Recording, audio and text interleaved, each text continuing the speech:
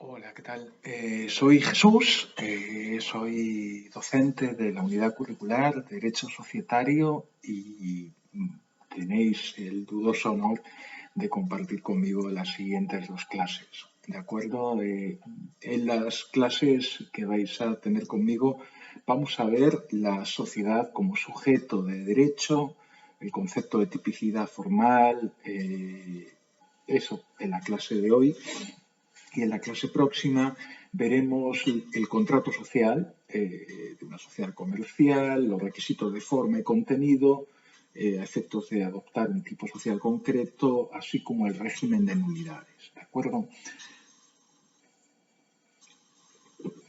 ¿Qué materiales vamos a necesitar durante la clase de hoy y la próxima, y en realidad durante todo el curso de Derecho Societario? Básicamente, vamos a necesitar los textos legales y específicamente para la clase de hoy, la ley 16.060, ¿de acuerdo? Eh, Aquellos de vosotros que no tenéis todavía mucha soltura buscando normas jurídicas, os recomiendo siempre que recurráis al IMPO y MPO, que es la página oficial que publica las normas en Uruguay y que además hace el esfuerzo de mantenerlas razonablemente actualizadas. ¿De acuerdo? ¿Cómo encontramos la ley 16.060? Y me gustaría deciros que esto es un conocimiento cercano, pero en realidad si abrís Google y escribís ley 16.060 info, con casi total certeza el primer resultado que os aparece es el texto actualizado de la ley, ¿de acuerdo? Así que si no la tenéis ahora delante, os recomiendo encarecidamente que pauséis el vídeo, vayáis a la ley 16.060 y la tengáis abierta a lo largo de la explicación de hoy, ¿de acuerdo? Venga, ¿ya la tenéis? Excelente. Como os decía, además del vídeo de la clase de hoy, voy a acompañaros una presentación de PowerPoint. ¿De acuerdo? Esta presentación tiene una utilidad muy relativa. A mí me ha servido para estructurar los conocimientos, los elementos que forman parte de la materia que se imparte en las dos clases que vamos a tener ahora. Pero sinceramente creo que el valor como ejercicio, realmente la utilidad, la rentabilidad del tiempo invertido os lo va a otorgar que vosotros hagáis ese esfuerzo de síntesis, de esquematización, de visualización de los contenidos. Cada persona estudia de una forma diferente, pero si por cualquier cosa os es de utilidad, yo os voy a acompañar la que hice, ¿de acuerdo? Para la clase.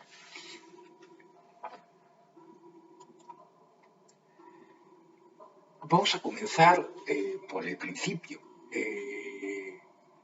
La clase de hoy se dedica al estudio de la sociedad comercial como sujeto de derecho, ¿de acuerdo? Y tendríamos que empezar necesariamente por el artículo 2 de la Ley de Sociedades Comerciales.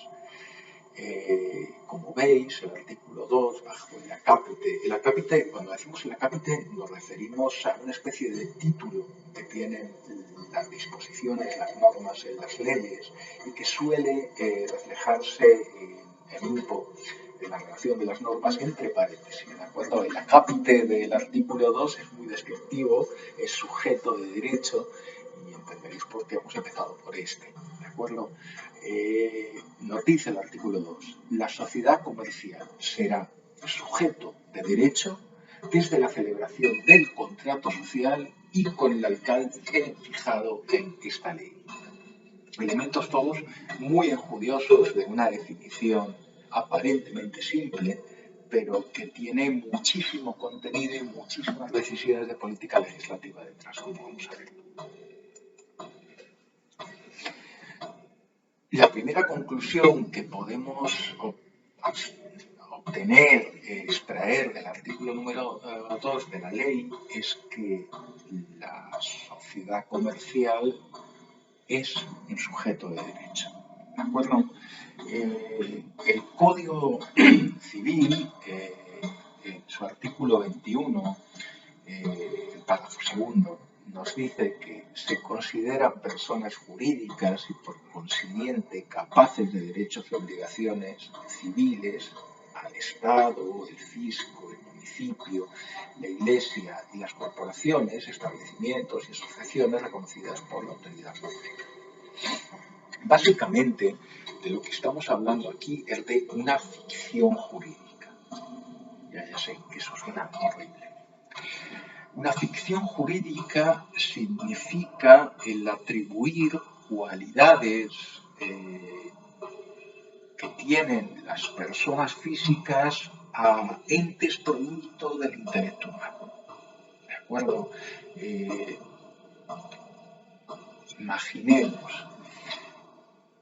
No imaginemos, porque en realidad es una cuestión de apreciación, de observación de la realidad física.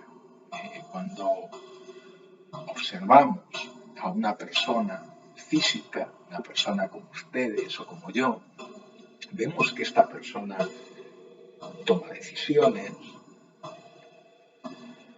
tiene bienes, dispone de ellos, llega a acuerdos, forma su voluntad y la expresa, ejecuta esa voluntad y se relaciona con terceros.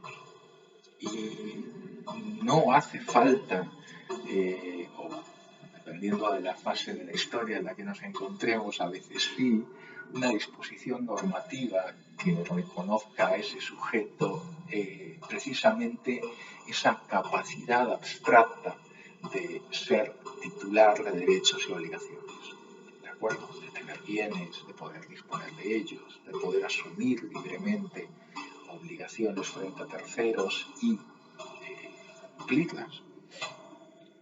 Ya os habéis podido imaginar, por lo que acabo de decir, que no siempre a todas las personas del género humano se le ha reconocido esa capacidad, ¿de acuerdo?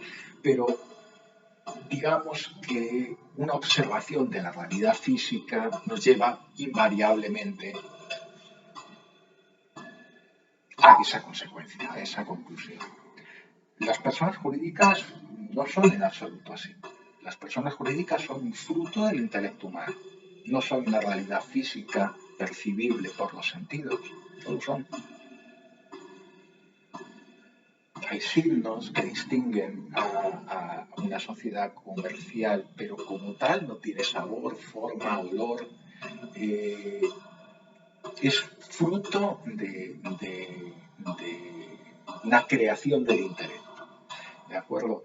Y no solo el ser humano, la sociedad, el derecho ha creado estos entes, sino que los ha caracterizado.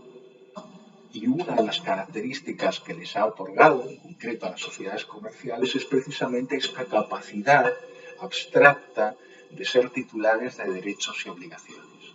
¿De acuerdo? Esto no es natural. El que una persona jurídica pueda ser titular, puede ser dueño de un bien, venderlo, asumir una obligación contractual, esto no es natural, ni es inevitable, ni es fruto de una observación de la realidad física. Esto, como os decía, es una creación del intelecto humano, un hallazgo, una invención, ¿de acuerdo? Que se ha considerado útil, que se ha considerado eficaz a la hora de desarrollar, conducir actividades. En el caso principalmente que nos vamos a encontrar en este curso, actividades económicas de índole económico. Pero como vamos a ver cuando veamos la tipicidad formal, eso no necesariamente define a una sociedad comercial, ¿de acuerdo? De las reguladas en la ley 1060. Pues bien, continuando, vamos a partir del comienzo, ¿de acuerdo? Y si partimos del comienzo respecto de una sociedad comercial, nos tendremos que preguntar cuándo esta nace a la vida jurídica, cuándo surge, qué hecho o qué momento señala el comienzo de la existencia de la sociedad comercial. Y en este sentido también tenemos que volver a recurrir al artículo 2 y nos damos cuenta de que nos da esa información. ¿Dónde? Nos dice que la sociedad comercial, como habíamos visto, es sujeto de derecho desde la celebración del contrato social. Así que tenemos ese momento originario, fundacional, si ustedes quieren, de la sociedad comercial.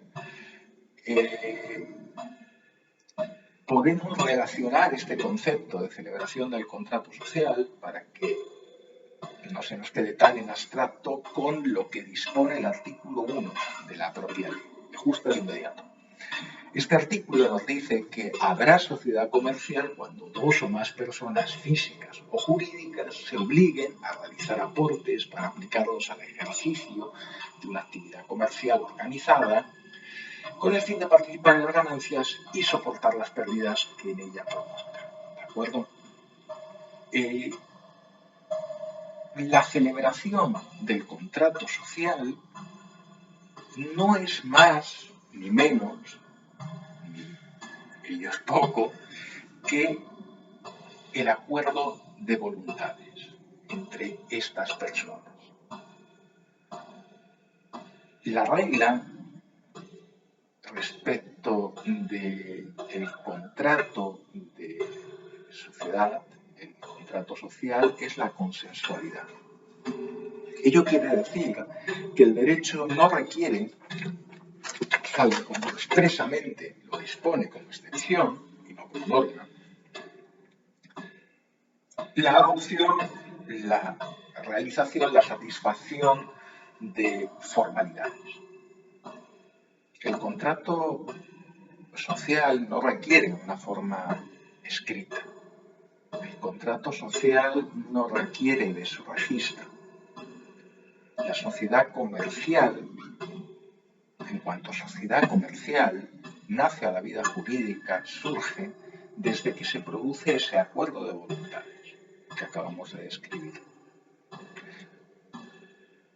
Ahora bien, si ustedes recuerdan esto cuando veamos la configuración y requisitos de los distintos tipos sociales que regula la ley, van a decir: Jesús nos ha planteado una contradicción como mínimo, o se equivocó, porque estamos viendo que algunas de estas sociedades comerciales, para adoptar válidamente un tipo, para ser sociedades anónimas, para ser sociedades de responsabilidad limitada, etcétera, etcétera, deben cumplir con una serie de requisitos.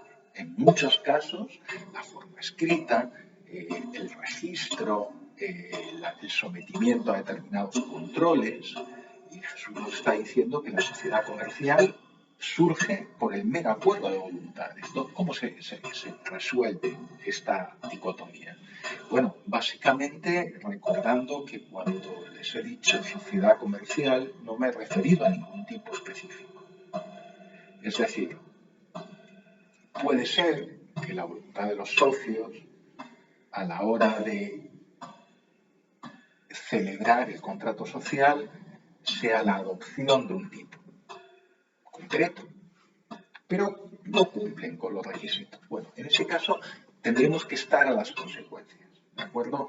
Evidentemente, cuando no se cumple con los requisitos establecidos por la ley para poder adoptar un tipo social determinado, se aplicarán una serie de consecuencias.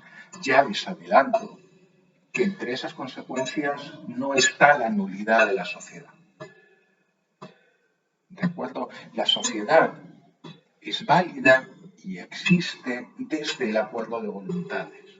Otra cosa es, muy distinta, que esa sociedad pueda adoptar, sin cumplir con formalidad alguna, alguno de los tipos sociales que recoge la ley. ¿De acuerdo? ¿Hay sociedad comercial? Sí, desde el mero acuerdo de voluntades. Hay sociedad anónima, sociedad de responsabilidad limitada, sociedad en comandita por acciones, por el mero acuerdo de voluntades, no necesariamente. Bien, vamos a ver cómo esto toma más sentido cuando veamos los requisitos de la formal constitución de una sociedad, en la siguiente clase, y cuando veamos precisamente cuáles son las consecuencias de que, pese a optar por un determinado tipo, no se reúnan o no se cumplan con los trámites, con los requisitos que la ley reúne. ¿De acuerdo? Pero quedaos con ese concepto básico en el que os quiero insistir, con independencia de las formalidades y como regla, porque en lo nuestro siempre hay excepciones, eh,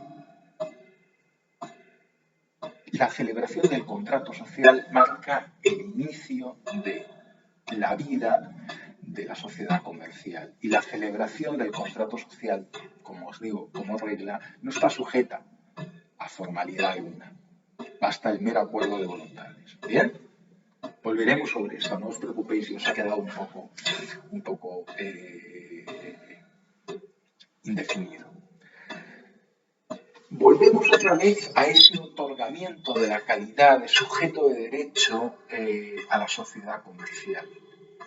¿Qué alcance tiene ese reconocimiento? ¿Es absoluto, pleno e incondicionado para cualquier tipo de actividad?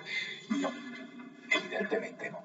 El propio artículo 2 nos dice que el otorgamiento, el reconocimiento de la cualidad de sujeto de derecho a la sociedad comercial está delimitado por el alcance fijado en la ley. ¿De acuerdo? ¿Qué quiere decir esto? Ello quiere decir que si bien en abstracto una sociedad comercial es potencialmente capaz de ser el conducto para la realización de cualquier tipo de actividad, por razones de política legislativa, algunos tipos de actividad han sido vedados a formas societarias, a tipos sociales que no sean los específicamente designados por el legislador. ¿De acuerdo?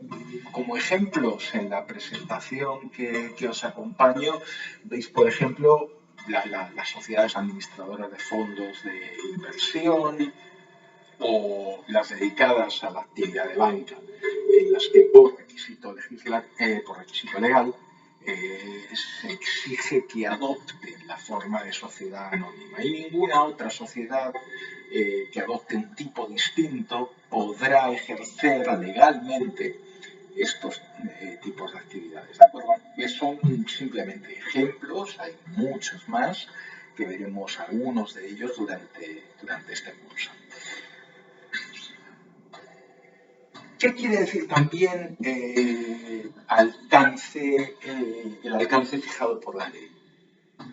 Bueno, uno de los efectos principales que tiene el otorgamiento de personalidad jurídica propia al ente asociativo o sociedad comercial supone el reconocerle a este ente creado una personalidad jurídica distinta, esencialmente distinta, de la de los socios que la integran o de los administradores que la gestionan. Esto es una abstracción y una ficción intelectual, ¿de acuerdo? Así que os pido que me sigáis. La ley considera que a partir de la constitución, de la celebración del contrato social, se crea un ente dotado de personalidad jurídica propia. Y esa personalidad jurídica propia es esencialmente distinta de la de los socios que la constituyen. Además, el interés social es es distinto de los socios que le integran. ¿De acuerdo? Esto hace posible que los socios o los administradores, en el caso de los administradores no es tan difícil de entender, pero que los socios puedan robar a la propia sociedad. ¿Por qué? Porque la sociedad tiene un patrimonio propio. Y cuando los socios que la integran, prescindiendo de las normas, que regulan la distribución de utilidades, ilegítimamente, ilegalmente, se apoderan de bienes de la sociedad, en realidad lo que está ocurriendo es que estos bienes que son de un tercero, esta sociedad está siendo despojada como si a mí me arrancaran la cartera por la calle. ¿Por qué? Porque la personalidad jurídica, el patrimonio de la sociedad comercial, es distinto de los socios que la integran. ¿Bien? Esto es absoluto e incondicionado. Vamos a ver que no. Vamos a ver que si me acompañan y ven lo que prevé el artículo 189, podrá prescindirse de la personalidad jurídica de la sociedad cuando ésta sea utilizada en fraude a la ley para violar el orden público, con fraude y en perjuicio de los derechos de los socios, accionistas o terceros. Es decir, las ventajas no necesariamente son siempre ventajas, pero la previsibilidad del marco regulatorio de la sociedad comercial que le otorga a esta una personalidad jurídica propia no puede ser utilizada por los individuos, por los sujetos, como forma de defraudar la ley. Es decir, de evitar la aplicación, de evitar de forma ilegítima la aplicación de la norma que debería aplicarse. Yo qué sé. Imagínense, por ejemplo, que una ley me impide, como es el caso, aléjense si ustedes esto les resulta una novedad, me impide desheredar, fuera de casos muy extremos, a mis herederos necesarios, por ejemplo, mis hijos. La noticia. En casos extremos, se puede. Bien, yo puedo pensar, esta ley me es perfectamente aplicable, pero yo voy a utilizar una sociedad comercial como un instrumento para evitar, para defraudar, para frustrar la aplicación de esta norma. ¿Cómo lo voy a hacer? Voy a donar todos mis bienes o voy a aportar todos mis bienes a esta sociedad de forma que cuando yo lamentablemente me muera, no se pueda llegue al mismo resultado fáctico que pretendía al desheredar a mis hijos. Es decir, no lo voy a desheredar porque la ley me lo prohíbe, pero no hay bienes que puedan heredar, así que he llegado al mismo resultado práctico, he frustrado, he defraudado la aplicación de la norma que debiera haberse aplicado. ¿De acuerdo? En este caso, lo que se produce es lo que se denomina el levantamiento del velo, que es una expresión muy gráfica. La expresión, la metáfora, emplea, en la metáfora que estoy empleando, el velo sería esa apariencia creada mediante la sociedad comercial. ¿A qué me refiero? A que cuando le preguntan a este señor dónde están sus bienes, dicen, yo no los tengo, desapareció, arte de magia. Y el derecho dice, no, un momento. Aquí hay una realidad que está detrás de un velo, y el velo es la estructura societaria que se ha utilizado en fraude. ¿De acuerdo? ¿Qué vamos a hacer? Vamos a levantar ese velo y vamos a ver qué hay detrás. Y vamos a imputar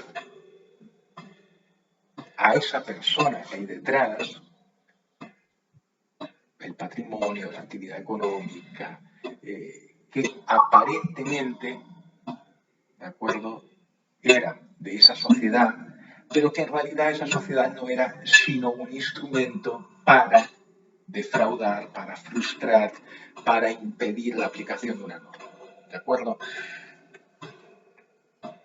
Por eso la ley no permite que las estructuras societarias se utilicen como vehículos del fraude. Y cuando ello ocurre y se prueba en derecho, la consecuencia jurídica es precisamente esta prescindencia de la personalidad jurídica, este levantamiento del velo. En otras jurisdicciones, como por ejemplo en España, ya os habéis dado cuenta de que soy gallegazo, el tema de la prescindencia de la personalidad jurídica no está regulado en ninguna norma, sino que se trata de una construcción en base a principios generales elaborada por los tribunales, por la jurisprudencia. En Uruguay, como vemos, el legislador ha optado por esta solución, por la regulación específica del Instituto de la Prescindencia de la Personalidad Jurídica.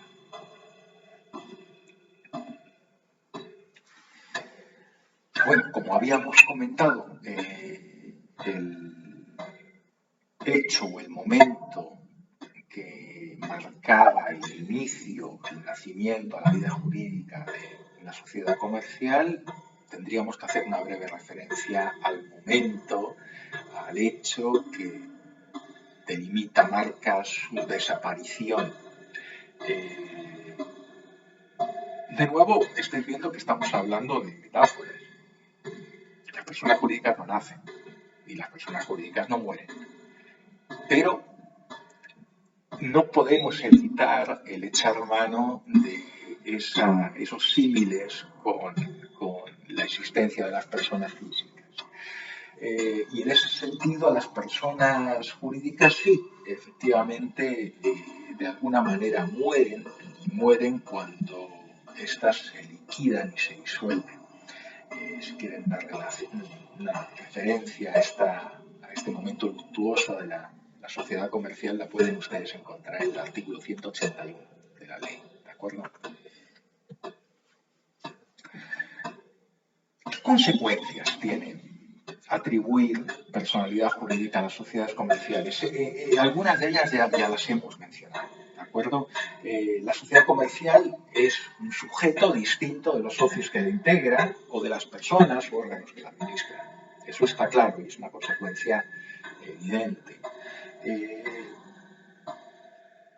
Lo que también ocurre es que de la mano de este reconocimiento vienen una serie de requisitos o necesidades. Es decir, en tanto que son sujetos de derecho, en tanto que tienen reconocida personalidad jurídica, precisamente para operar en el tráfico, para poder formar su voluntad, tomar decisiones y ejecutarlas, las sociedades comerciales, al igual que las personas físicas, al igual no, pero de forma similar, precisan un nombre, precisan un domicilio, precisan tener capacidad y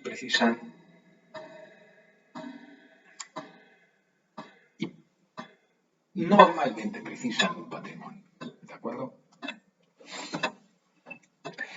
Nombre o denominación. El nombre o la denominación cumple la función de identificar y distinguir a la sociedad comercial del resto de sujetos con los que se relaciona en el tráfico, cumpliendo además una interesante función que es la de informar a los terceros con los que se relaciona del tipo social adoptado. En concreto, el artículo 12 dice, establece que se dará a la sociedad una denominación con la indicación del tipo social, expresado en forma completa, abreviada o mediante una sigla.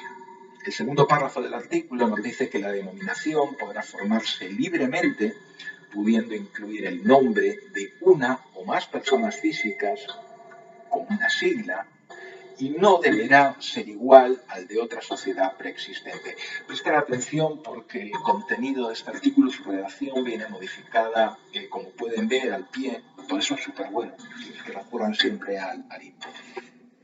Viene modificada por la Ley 19 de 1924, que es bastante reciente, de diciembre del año pasado. ¿De acuerdo? En concreto, el artículo 719.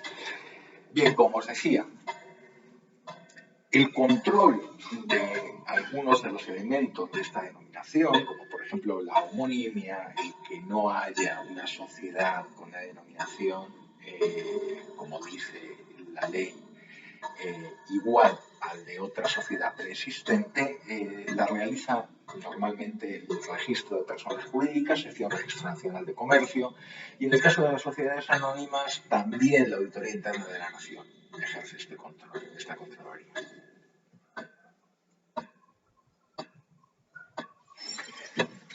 El nombre o denominación es un elemento esencial del contrato de sociedad.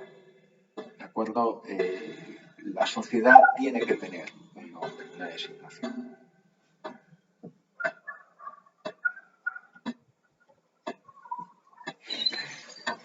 Si recordáis lo que acabamos de leer, el artículo 12 nos decía que la denominación podrá formarse libremente, pudiendo incluir el nombre de una o más personas físicas. ¿De acuerdo?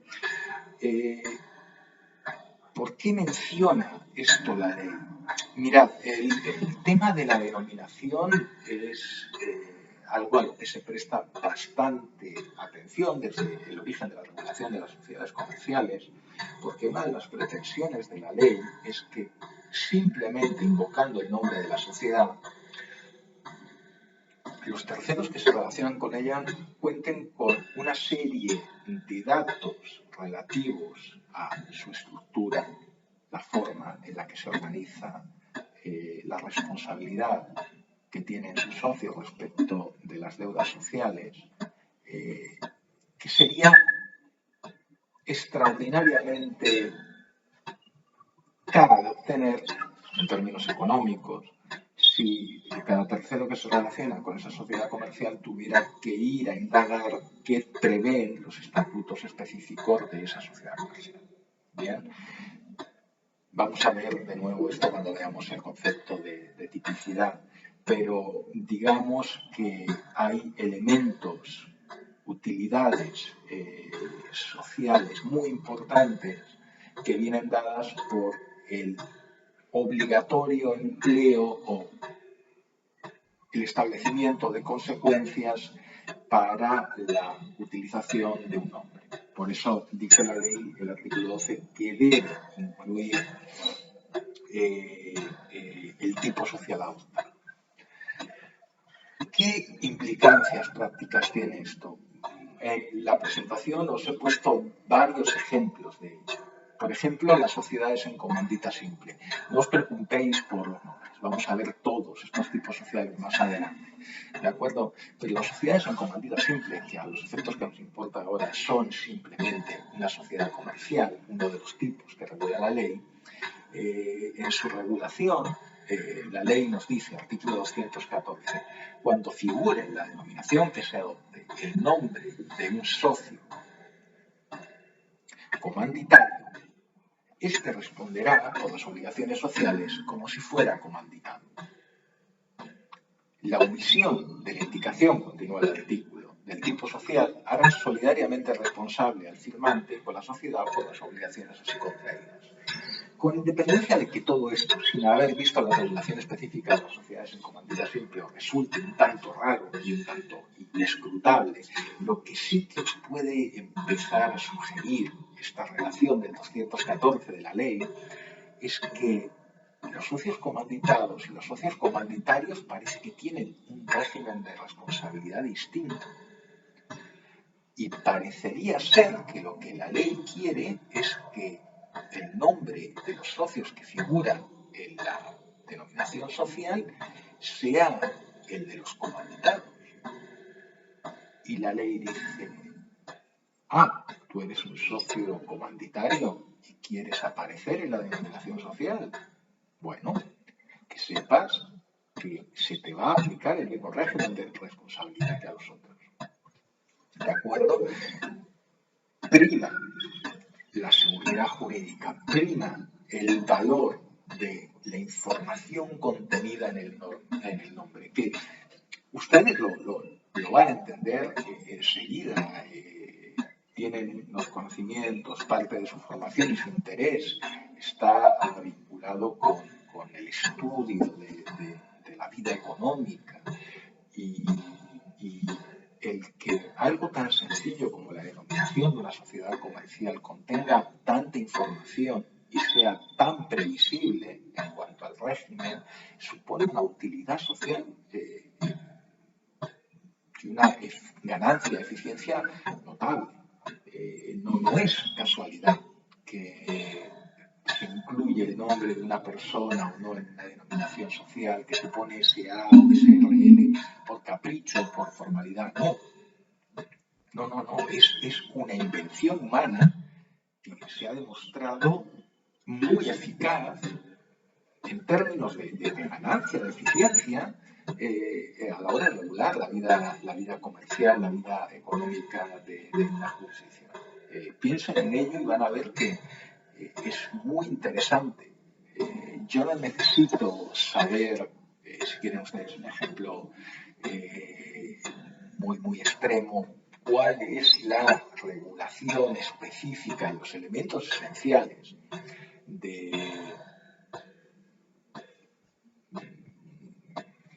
que se piensen en cualquier sociedad comercial reconocida, importante en Uruguay. Lo único que necesito para saber los elementos esenciales de la organización y del régimen de responsabilidad de los socios de esa sociedad en concreto es saber qué pone al final del nombre. SRL, SA. La cantidad de información, el valor que esa información tiene en el tráfico comercial es muy importante. Y eso el legislador lo quiere proteger. ¿De acuerdo? Y quiere que las desviaciones respecto del modelo que propone tengan esas consecuencias. Es decir, que siempre se vaya, siempre pese, siempre se gravite hacia la seguridad jurídica. Vamos a ver después.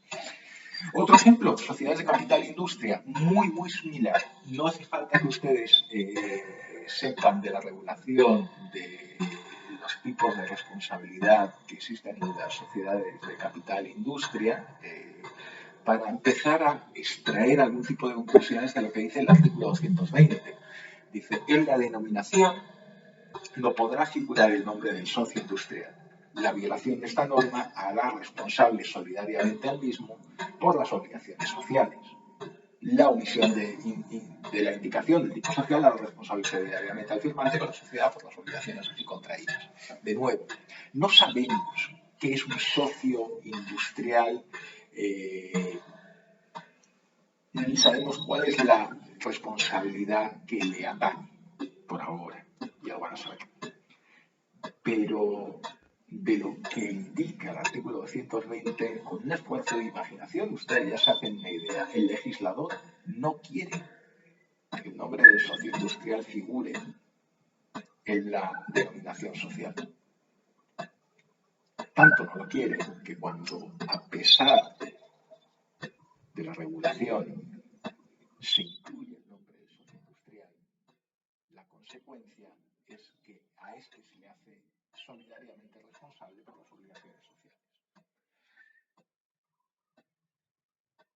Ya van viendo que la inclusión del nombre de personas físicas en la denominación social en muchas sociedades, sobre todo en aquellas en las que hay una responsabilidad personal de los socios por las deudas sociales, la sociedad del tipo personalista, no es irrelevante. El que una sociedad se llamara Fernández e Hijos frente a los terceros indicaba que era el crédito de esas personas el que respaldaba también la actividad comercial desarrollada a través de esa sociedad. De acuerdo, precisamente porque había ese régimen de responsabilidad personal de los socios respecto de las deudas sociales. El que se hiciese figurar a una una persona u otra significaba que el crédito de esa persona en plaza aparentemente respaldaba la actividad que se desarrollaba. Y piensen ustedes, si se vieran obligados a tomar la decisión entre otorgarme crédito a mí, Jesús, el primer cara de loco que han visto pasar por la pantalla hace un momento, o digamos Henderson, el señor que aparentemente es el dueño de tienda inglesa o lo era, o Steve Jobs, que en paz descanse, o sus herederos, o la princesa Leticia Darenberg. Quiero decir, personas que aparentemente tienen, y yo creo que aparentemente aquí sobra, un crédito, una solvencia, un patrimonio infinitamente mayor que el mío, les motivaría a ustedes a concederles crédito con mucha más facilidad. Imagínense qué diferencia hace el que mi nombre aparezca en la denominación social de una sociedad o que aparezca el de una persona de una reconocida solvencia. ¿De acuerdo? Eso es muy importante. Y la ley quiere precisamente no solo atribuir consecuencias a quienes sitúan su nombre en el frontal de la actividad que realiza la sociedad comercial, sino también quiere proteger esa forma de obtener el crédito. Vean que es una forma lícita y que la ley quiere proteger de que las sociedades comerciales obtengan crédito, que es no solo hacer valer su propia solvencia y patrimonio, sino el de terceros obligados por las deudas de esta. ¿De acuerdo? Muy bien, como decíamos, aparte del nombre, una sociedad comercial precisa de un domicilio. Y ahora vamos a tener que ir al artículo 13 de la ley. Este nos dice que el domicilio de la sociedad será el departamento, ciudad o localidad donde se establezca su administración. La sede, por el contrario, continúa el párrafo siguiente, nos dice que será la ubicación precisa de su administración dentro del domicilio. ¿De acuerdo? Así pues, vemos que este artículo de la ley distingue estos dos conceptos, domicilio y sede. El domicilio es el departamento o ciudad, como decía el precepto, o localidad donde se establezca la administración de la sociedad comercial. La sede, por el contrario, es la ubicación precisa de su administración dentro del domicilio. ¿De acuerdo? El domicilio de una persona jurídica podría ser perfectamente Montevideo.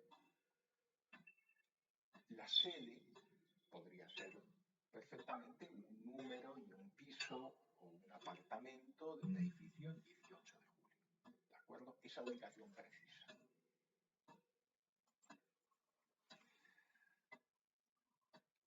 El domicilio es un elemento esencial que debe formar parte del contrato de sociedad, no la sede. La modificación del domicilio obliga a provoca una modificación del contrato social, no una modificación de la sede. ¿De acuerdo? Estos dos conceptos que parecen tan familiares y tan parecidos como pueden ver, no lo son. No importa lo que quiera decir el lenguaje común, lo que importa es lo que dice la ley. La ley atribuye un significado al domicilio, la ley atribuye un significado a la sede, vemos que no son diferentes y vemos que el que ha de figurar en el contrato social es el domicilio. ¿De acuerdo? Y el que es un elemento esencial del contrato social es el domicilio, no la sede. Aparte, todos los sujetos de derecho requieren de capacidad. La capacidad de las sociedades comerciales no aparece regulada en la ley de sociedades comerciales. en este sentido, el contrato social enuncia la actividad o actividades que los socios en ese momento fundacional prevén canalizar a través de esa sociedad comercial. Puede ser la administración de inmuebles,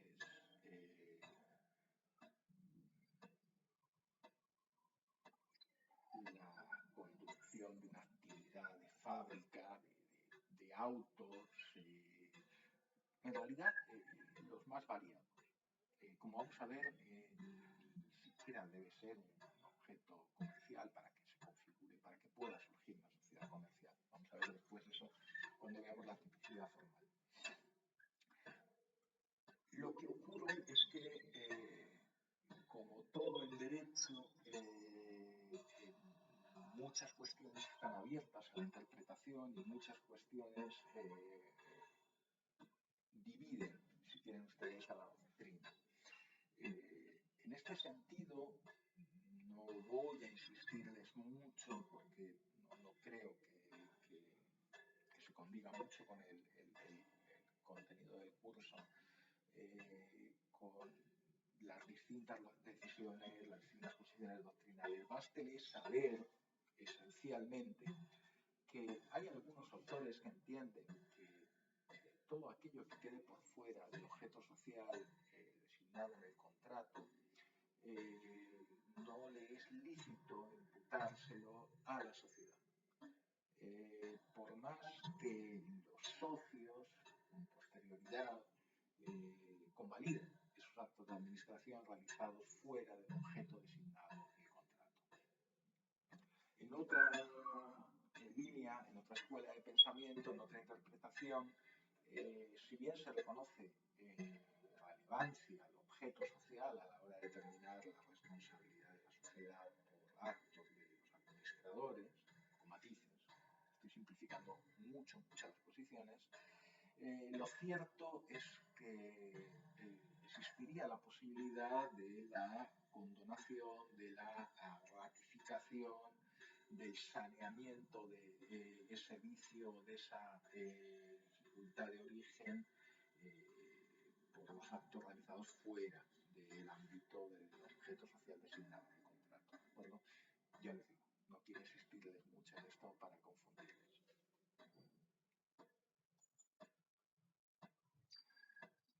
Y hemos dicho que también existe o requiere, y esto es así en la, no me atrevería a decir en todos los casos, pero no se me ocurre ahora mismo en la inmensa mayoría, los sujetos de derecho que se relacionan en el tráfico, que realizan una actividad, en la inmensa mayoría de los casos requieren de un patrimonio. En este sentido, aunque no tiene mucha relación, es interesante que tengamos esta referencia al artículo 2372 del Código Civil.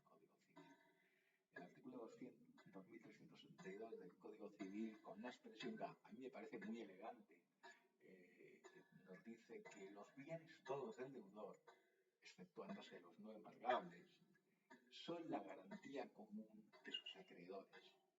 ¿De acuerdo? El patrimonio cumple una función de garantía que, como hemos visto de forma tan elegante, nos ha escrito el artículo 2372. Es garantía común de los acreedores de la sociedad comercial su patrimonio. Y patrimonio definitivamente no es lo mismo que capital social. El patrimonio social es el conjunto de bienes, derechos y también obligaciones de que es titular la sociedad. Podemos desarrollar un poco más este concepto y hablar de patrimonio neto cuando sustraemos o distinguimos o descontamos las obligaciones de los bienes o derechos de que es titular la sociedad. Como ya podéis imaginar, son ustedes, son los profesionales de la ciencia contable, los que van a determinar a través de los estados contables de la sociedad cuál es su estado patrimonial, cuál es su patrimonio. ¿De acuerdo? Pero el capital social no es idéntico al patrimonio. El patrimonio, como habíamos dicho, es el conjunto de bienes, derechos y obligaciones de que es titular una sociedad. El capital social, por contra, es una cifra que se consigna y se hace figurar en el contrato de sociedad. Y préstame atención. Y nada más. Una cifra que se consigna en el contrato de sociedad. Esa cifra es la que es la que han determinado los socios. Y además les voy a adelantar que no existen mínimos de capital social para constituir una sociedad en Uruguay. ¿Ha quedado claro eso? Bien. Evidentemente, el patrimonio es distinto del capital social en el sentido en el que se lo he explicado. Una cifra que figura en el contrato social y que indica el total de aportes realizados o comprometidos por los socios, o incluso en algunas ocasiones ni siquiera refleja el total de aportes realizados y comprometidos, sino que incluso puede ser una cifra mayor de los aportes realizados y comprometidos y que simplemente sirve como referencia para designar el máximo de capital que puede ser aportado a esa sociedad por socios sin necesidad de modificar el contrato social. ¿De acuerdo? Una cosa tan abstracta y tan etérea como esa, comparada con la fea realidad del patrimonio. ¿De acuerdo? Decía nada del patrimonio, sobre todo positivo, precioso. Podemos distinguir entonces la función del patrimonio de la función del capital social. Y sí, evidentemente. La función del patrimonio, o una de ellas, es instrumental.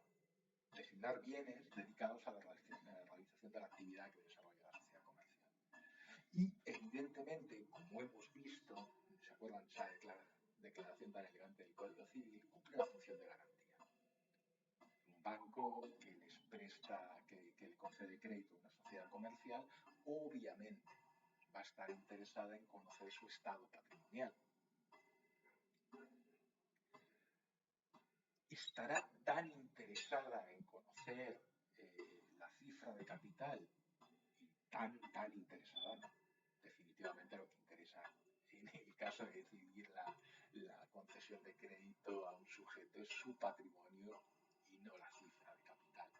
La cifra de capital es una cifra que sirve, pues, por ejemplo, para la correcta valoración de aumentos y disminuciones de capital, para saber o para determinar en ocasiones los derechos políticos de un socio accionista respecto a una determinada decisión. Supone también una cifra de contención o garantía en grado muy menor, en el sentido de que, como vamos a ver ahora en unos instantes, existen normas que impiden que una sociedad se mantenga activa en funcionamiento cuando su patrimonio disminuye en determinado porcentaje respecto de la cifra de capital establecida, descontadas las eventuales reservas que haya que hacerse por mandato de la ley. ¿De acuerdo? Pero en este sentido, la función de garantía del capital social es muy relativa, sobre todo en Uruguay, donde, como ya les he dicho, no existen dotaciones de capital social mínimo en la Constitución. ¿De acuerdo? Se pueden hacer con 100 millones de pesos o con 25 pesos. No, desde el punto de vista de la ley no habría mucha diferencia. ¿Qué caracteriza al capital social? Que no es irrelevante. Vamos a ver montones de referencias al capital social a la hora de estudiar los tipos societarios contenidos en la ley. Bueno, les puedo dar básicamente tres caracteres del capital social. Invariabilidad, realidad e intangibilidad. Cuando hablamos de la invariabilidad del capital social, nos estamos refiriendo a una realidad que podría ser descrita, en mi opinión, con mucha mayor certeza con la palabra estabilidad. ¿Por qué? Porque sí, es cierto que desde la perspectiva del contrato social, la cifra de capital, esa cifra de referencia de la que les hablaba, no puede ser modificada. No puede ser modificada sin modificarse el contrato social. ¿De acuerdo? Así que sí, es cierto que en su estado actual la cifra de capital es invariable porque variarla requeriría cambiar las reglas del juego, cambiar el contrato. ¿De acuerdo? Es en este sentido que es invariable. Es también una magnitud, un concepto que está marcado por la característica de realidad, por el carácter de realidad. Esto refiere a que el capital que figure como efectivamente aportado ha de ser efectivamente aportado. Y ello genera responsabilidades, ¿de acuerdo? Responsabilidades para los socios, para los administradores en algunos casos, ya veremos. Y por otro lado tenemos el último carácter del que les hablaba, que era la intangibilidad. ¿De acuerdo? Intangibilidad refiere a que el capital debe mantener una relación de equivalencia, entre comillas, de equivalencia respecto del patrimonio. Fuera de situaciones excepcionales, como les pongo en la presentación, transitorias e insostenibles, de forma permanente, toda diferencia entre ambas magnitudes, es decir, el patrimonio y el capital social, debe resolverse a favor del patrimonio. Tiene usted muchísimo más patrimonio, sociedad comercial, que la cifra de capital consignada en el contrato. Está todo divino, siga así. No hay mayor problema. ¿Tiene usted un patrimonio inferior a la cifra de capital social indicada en el contrato, señora sociedad comercial? Tenemos un problema. ¿De acuerdo? A eso nos referimos con el carácter de intangibilidad. La sociedad comercial y el concepto de tipicidad. ¿De acuerdo? Recurramos de nuevo a la ley, ley 6.060, y vayamos al artículo 3. El artículo 3 nos dice que las sociedades comerciales deberán adoptar alguno de los tipos previstos por esta ley. Añade el segundo párrafo: las sociedades comerciales que no se ajusten a lo dispuesto precedentemente estarán sujetas al régimen establecido en la sección quinta del capítulo primero. Vamos a ver cómo es. De nuevo, concepto de tipicidad. Hemos visto la norma, ¿de acuerdo? Vuelvan a leerla. Las sociedades comerciales deberán adoptar alguno de los tipos previstos por esta ley. Y aunque a ustedes les haya parecido que los abogados no nos hacemos esa pregunta casi nunca, la pregunta adecuada después de leer el artículo es ¿por qué? ¿Por qué el legislador ha dispuesto que las sociedades comerciales deberán adoptar alguno de los tipos previstos por esta ley? Básicamente porque frente a dos aspectos o dos orientaciones posibles distintas, el legislador ha tomado una decisión. ¿De acuerdo? ¿Cuáles son esas dos dimensiones, esas dos fuerzas? Que son dos fuerzas que se van a encontrar ustedes en continua tensión a lo largo de todo el derecho que van a estudiar ustedes, tributario, laboral, comercial, civil. Estas dos fuerzas telúricas están siempre corriendo detrás del telón del derecho, ¿de acuerdo? Están siempre ahí subyacentes. Las dos fuerzas son la flexibilidad y la seguridad jurídica. ¿Por qué la ley establece un menú limitado de tipos sociales se podría haber dicho principio de autonomía de la voluntad. Como quiera que las partes en el contrato social quieran obligarse, quedan obligadas, el contrato social está ahí, yo me relaciono con terceros y este es el contrato social, hemos adoptado la forma más flexible que mejor se adapta a nuestras necesidades, a las necesidades de los socios y a la actividad que desarrollamos. Pues eso me parecería bastante razonable. Pero frente a ello tenemos que sopesar otro bien. ¿De acuerdo? ¿Cuál es ese otro bien? Ese otro bien es la seguridad jurídica. Estaría muy bien, sería muy bueno para una economía que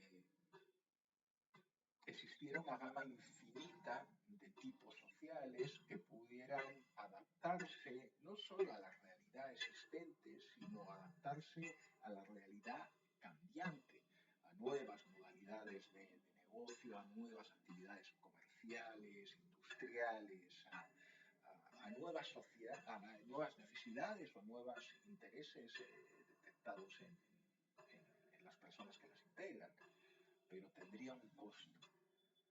Y el costo sería precisamente la indefinición, la inseguridad jurídica. El que cuando yo me relacionara con una persona jurídica que se denomina de una manera, no estuviera seguro de cuál es el régimen que gobierna su administración, qué tipo de responsabilidad tienen los socios respecto de las deudas sociales, cuáles son las normas que rigen el funcionamiento de sus órganos y que atribuyen competencias a unos u a otros, aspectos que vamos a ver y que son vitales a la hora de relacionarse con una persona jurídica. No sabría quién está autorizado a actuar en el tráfico en representación de esa persona jurídica, si la persona con la que me estoy relacionando puede vincular, se puede imputar esa decisión a la persona jurídica, sociedad comercial o no. No sé si me están siguiendo.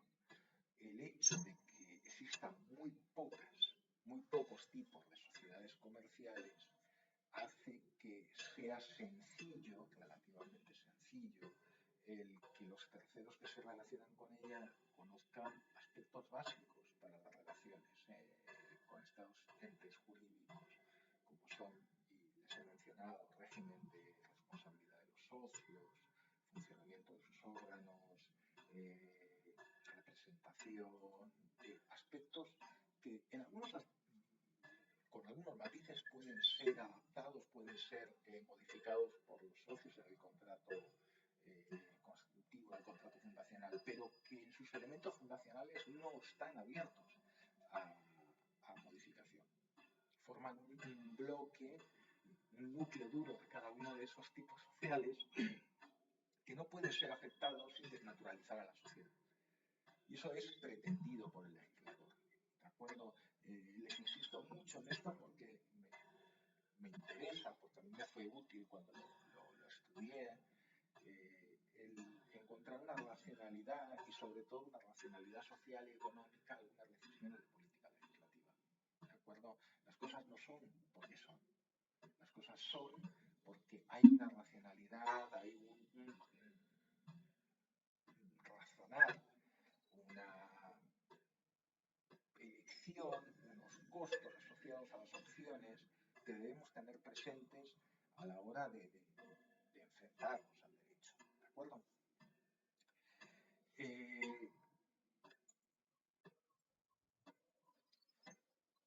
Unido a la tipicidad está el concepto que desarrolla el artículo 4 de la comercialidad formal. ¿De acuerdo? O al menos vinculado, si lo quieren ustedes unir.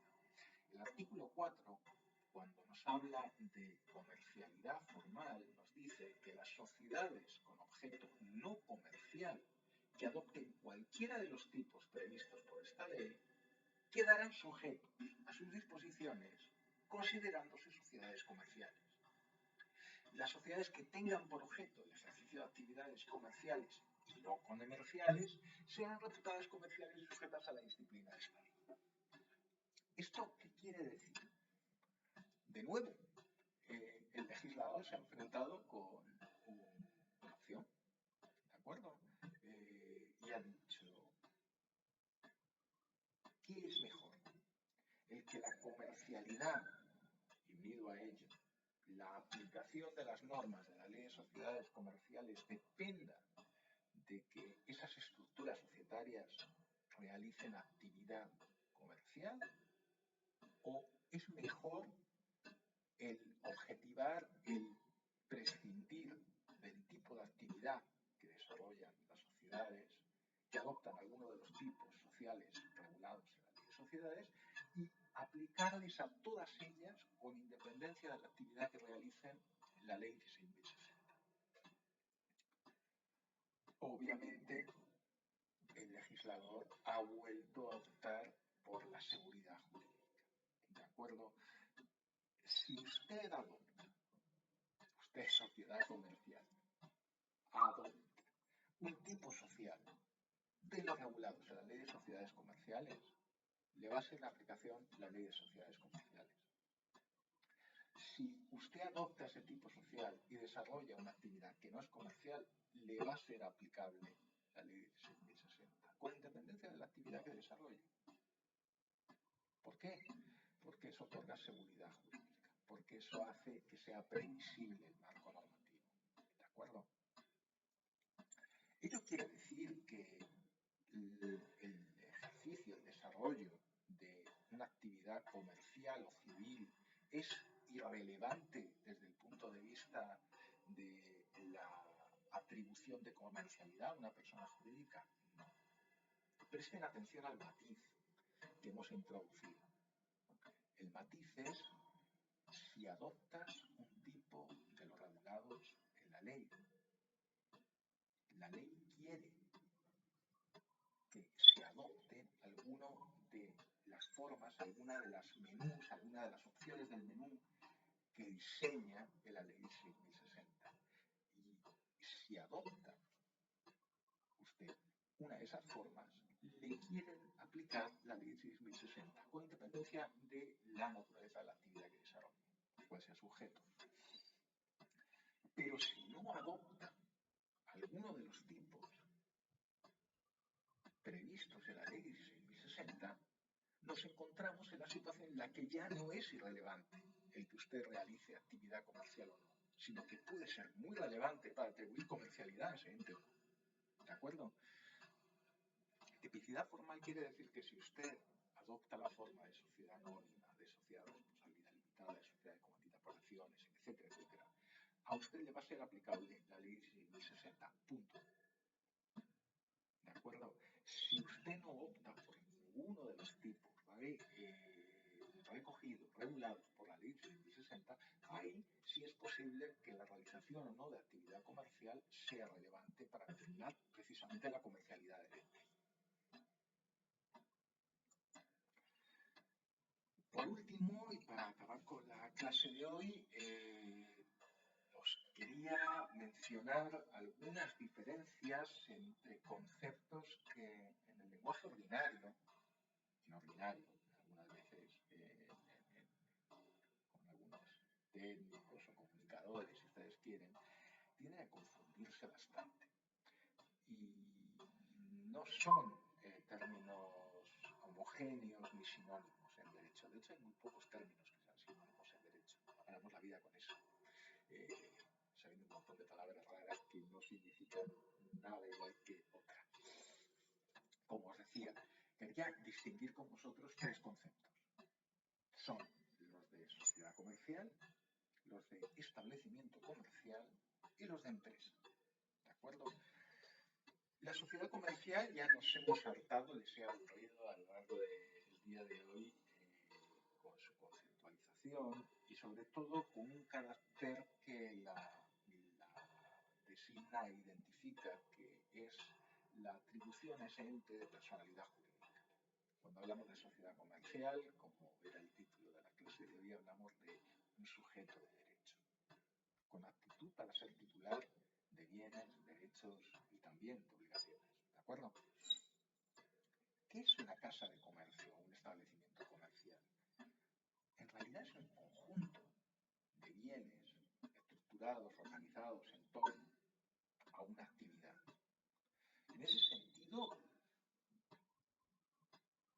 casa de comercio, el establecimiento comercial puede ser un objeto de derecho, ¿de acuerdo? Un objeto de derecho, un bien del que puede ser titular una sociedad comercial, pero la casa de comercio no es apta, no tiene la capacidad, no tiene la condición de sujeto de derecho para ser titular de bienes. No puede una casa de comercio, un establecimiento comercial vender, comprar. Su titular lo hace, porque su titular, el titular de la casa de comercio, como les acabo de decir, puede ser una sociedad comercial, su titular sí tiene esa actitud, ¿de acuerdo? Y ambos conceptos son disímiles de empresa, principalmente porque el concepto de empresa es un concepto jurídico indeterminado. El derecho no contempla demasiado a menudo la empresa y cuando lo hace con unas significaciones, unos sentidos, unas manifestaciones que no son las del fenómeno empresarial necesariamente. Si tuviéramos que definir la empresa, y créanme que no me gustaría tener que hacerlo con un palo de 10 metros, lo que seguramente nos pondríamos todos de acuerdo en decir es que es un fenómeno organizativo. ¿De acuerdo? Que la empresa, con independencia de que no es un sujeto de derecho y tampoco puede identificarse con un objeto de derecho, es una organización. Es una organización de bienes, de trabajo, de diferentes factores, elementos que van encaminados a la conducción y la realización de una actividad económica. ¿De acuerdo? En ese sentido, la empresa no es un sujeto de derecho, no se le reconoce, ¿de acuerdo? Yo qué sé, el Banco de Santander S.A., ustedes pueden decir que es la empresa para la que trabajo. Está todo bien, pero esa empresa no es un sujeto de derecho. El Banco de Santander, sociedad anónima, o Banco de Santander Uruguay Sociedad Anónima, nunca me acuerdo de cuál es la denominación social exacta, es el sujeto de derecho. Y la empresa, esa organización de factores, es algo sustancialmente distinto porque estamos hablando de conceptos distintos. Uno que define y contempla el estudio económico o contable, si ustedes quieren, les digo desde la ignorancia, y el otro un concepto que se define jurídicamente. Y lo mismo ocurre con el establecimiento comercial. Es la definición de un bien muy complejo. No quiero entrar en las polémicas acerca de la conceptualización de la casa de comercio, pero lo que les puedo decir sin la menor duda es que no es un sujeto de derecho. ¿De acuerdo? Muy bien, pues con esto concluimos la materia que teníamos prevista para la clase de hoy. En la próxima clase, como les adelantaba, vamos a ver el contrato social en sí mismo, sus requisitos de forma y contenido, a los efectos de adoptar un tipo social y el régimen de nulidades. ¿De acuerdo? Ha sido un placer, espero veros en la clase y que podamos intercambiar ideas sobre el contenido de la materia que hemos tratado hoy. Un abrazo. Chao.